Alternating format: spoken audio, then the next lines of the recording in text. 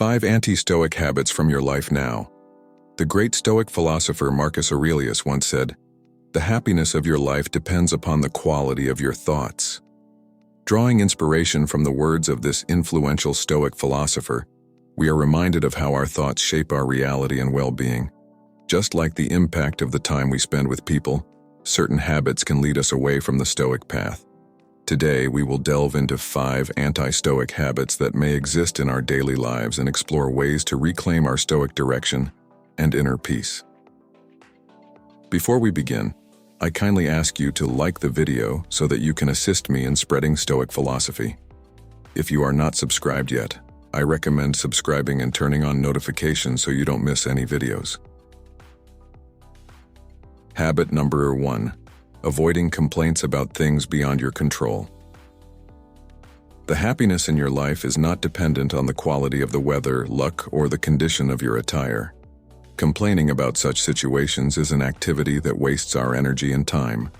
Stoicism revolves around understanding and internalizing the difference between what we can change and what we cannot.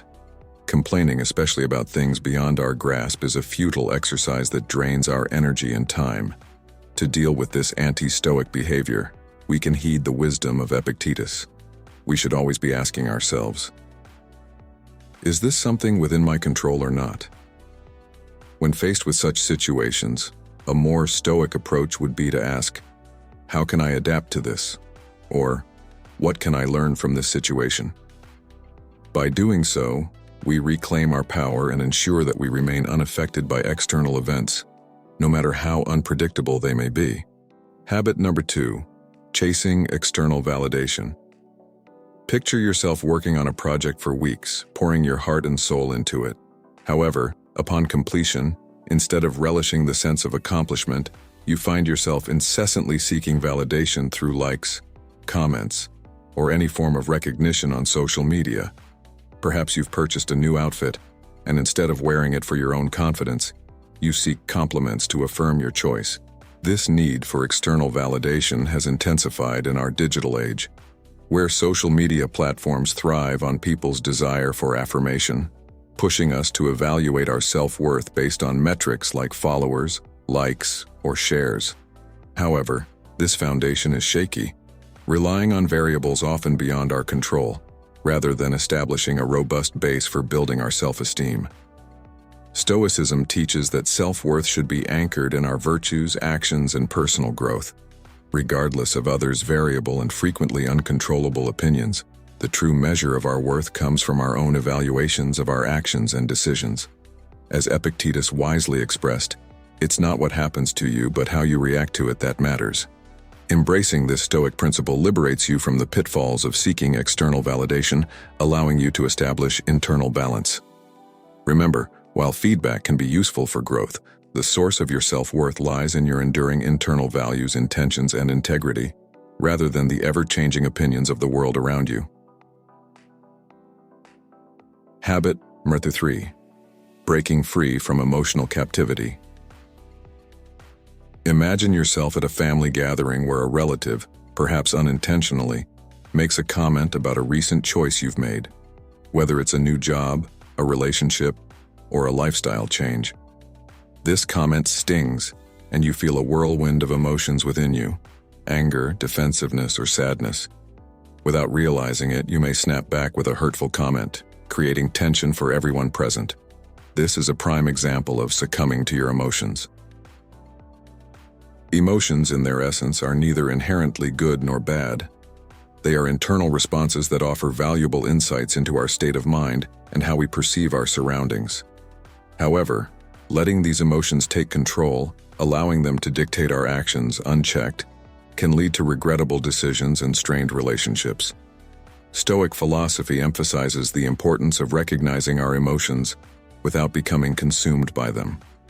As Marcus Aurelius eloquently puts it, when you realize the power you have over your mind, not outside events, you will find strength. This Stoic teaching reminds us that while we may not have control over the initial emotional reaction to a situation, we certainly have control over our subsequent actions. So the next time you're confronted with a surge of emotion, whether it's due to a friend's comment, a situation at work, or any other trigger, take a moment, breathe, and ask yourself, is my immediate reaction to this emotion the best course of action? Will it lead to harmony or further discord?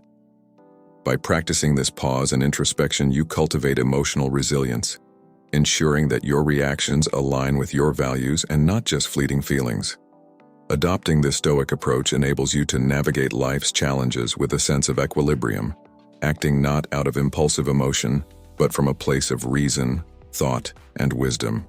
Habit number 4, resisting the temptation of excessive pleasure.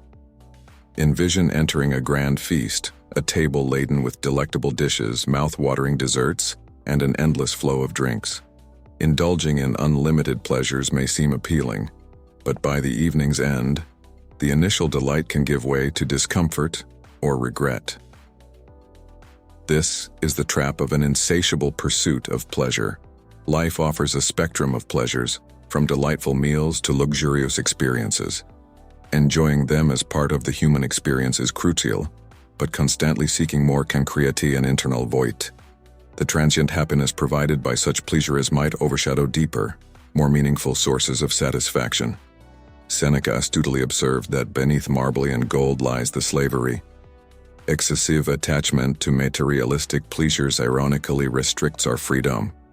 It makes us feel tethered to a treadmill, always chasing the next fleeting joy. Consider the modern allure of technology. Undeniably exciting to acquire the latest smartphone, but how long does that excitement last? Will it reignite with the announcement of the next model? Similarly, examine the binge-watching culture. Momentarily enjoyable, yet does it genuinely provide long-lasting fulfillment? To avoid this trap, adopting a measured approach is beneficial. Pause and ponder before diving into the next pleasure. Is what I'm pursuing truly adding value to my life, or is it merely a transient high? This internal reflection and moderate behavior help us live in harmony with deep, meaningful pleasures that enrich our lives and provide sustainable happiness. Habit number 5, breaking free from living in the past.